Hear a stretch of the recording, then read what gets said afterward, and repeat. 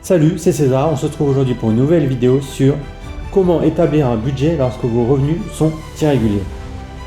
Je tiens à rappeler que cette vidéo n'est ni une vidéo de conseil d'investissement et qu'elle n'a pas été faite par un professionnel de la finance, c'est juste un retour d'expérience que je tenais à vous partager. Donc dans cette vidéo, nous aborderons 4 points différents. Donc prévoir l'estimation la plus basse de vos revenus. Ensuite, dépenser d'abord l'argent sur papier, puis établissez une liste besoins et envies.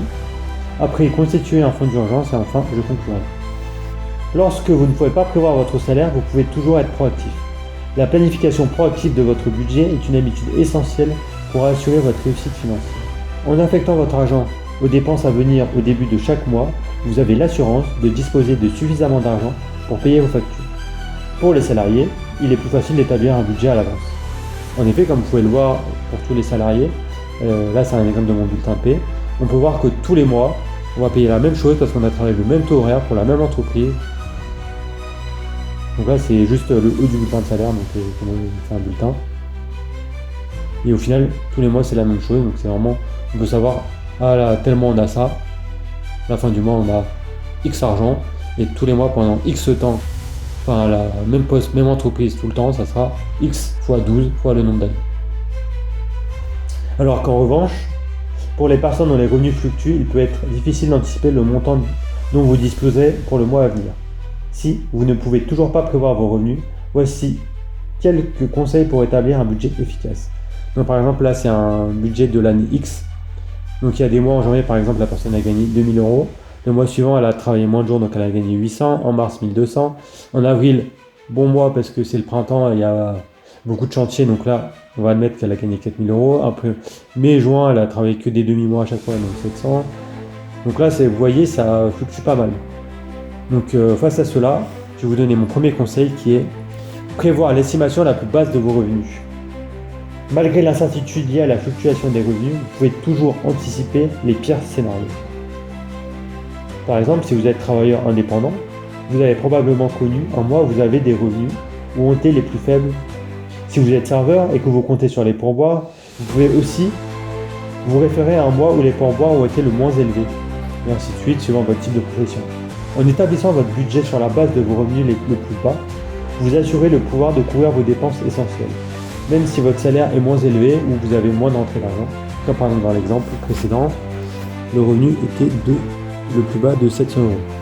Ensuite, je vous conseille d'abord de dépenser votre argent sur papier. En d'autres termes, écrivez comment vous allez dépenser votre argent dans un budget planifié pour le mois à venir.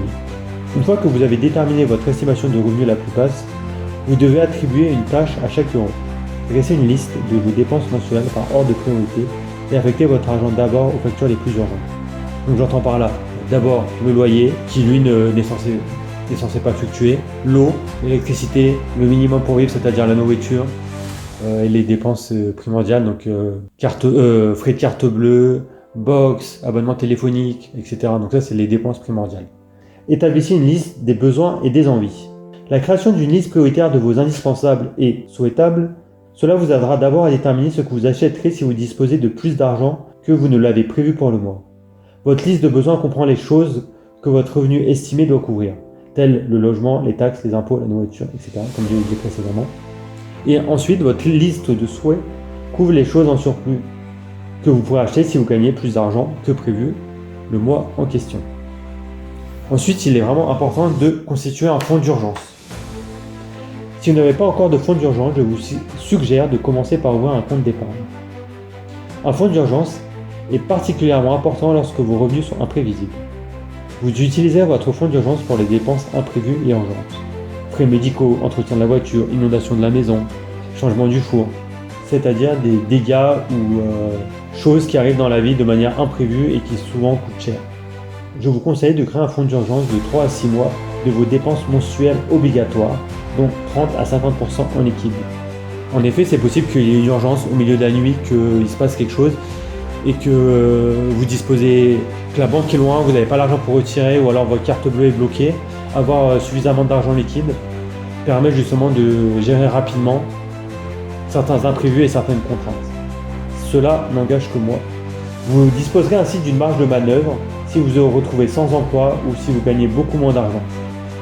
Donc c'est toujours important d'avoir toujours un peu d'argent de côté, quel que soit le type, donc soit à la banque, soit en liquidité, soit en or, etc., pour pouvoir réagir rapidement face à une situation difficile. Donc je conclurai en disant que la préparation est particulièrement importante lorsque vous ne disposez pas d'un flux régulier de revenus sur lequel compter. En planifiant et en vous préparant à faire face aux urgences financières inattendues, vous vous assurez que vous continuerez à réussir financièrement. Et je vous laisse avec cette citation. Anticiper et prévoir, c'est résoudre les problèmes futurs. Merci de m'avoir écouté et bonne continuation.